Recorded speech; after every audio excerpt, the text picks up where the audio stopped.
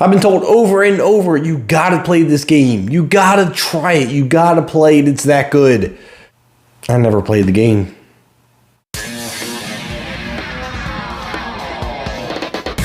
Uncharted stars Tom Holland, Mark Walhberg, and Antonio Banderas, and it is based on that video game.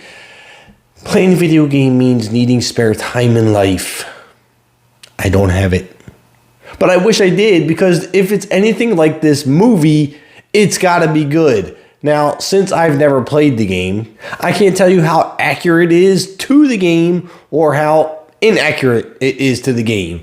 But that could be a good thing, because I'm going to tell you how I thought it was as a movie.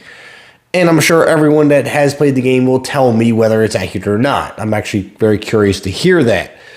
But as a movie, it was actually really entertaining. I really enjoyed this. Tom Holland was extraordinarily charismatic in this. He's actually plays a different character than I'm used to seeing him play. Mark Walhberg, on the other hand, plays the same character he always plays, just with a different outfit and a different name. He has that same personality, that same sarcasm. I mean, he's very good, don't get me wrong. He's very good in this movie. It's just he carries that same personality over from pretty much every movie he makes. Tom Holland, on the other hand, this is where it changed a little bit for me. I'm used to seeing him as Spider-Man and a superhero. Now I see him as a street-smart treasure hunter. The chemistry Mark Walhberg and Tom Holland have on screen is absolutely incredible. They play off each other so well. I thought it was entertaining and funny the way that Nathan Drake and Sully would toss the sarcasm and frustration back and forth from each other. Now, they're in this for two totally different reasons. Sully wants the money. That's basically all he wants. The gold, the treasure, to become rich.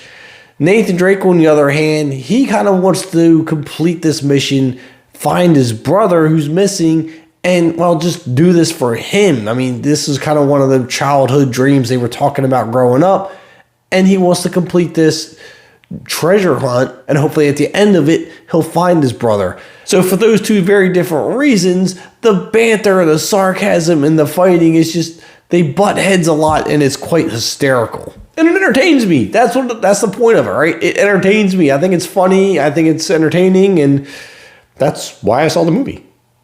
Another reason I got excited about this movie is that I'm a big treasure hunter movie fan. I love National Treasure, Tomb Raider, Indiana Jones, and even Goonies. This is the vibe I'm getting from Uncharted. You mix all of these into one movie, and this is what you get, with a little bit of Fast and Furious in there. I'll explain that one later. Now, this is actually a very fast-paced movie. It jumps right into the thick of things. There's action from beginning to end, and I absolutely love that about a movie. I hate when they just drag that storyline out in the beginning. Luckily, this doesn't do that. I didn't have to sit in the corner going, come on, let's keep it going, keep it going. This got into the action and told the story as you were going along. So we got the whole story, but they stretched it out throughout the action. You know, Antonio Banderas plays the bad guy in this film, Santiago Moncada, at least I hope I pronounced that right. And he does an excellent job as the villain. He really just brings that whole storyline to life, and it really feels like he would be the key villain in a video game. Again, never played it.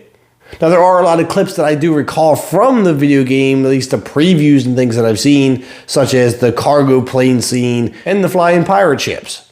And that's where the Fast and Furious part comes in. The plausibility in this movie.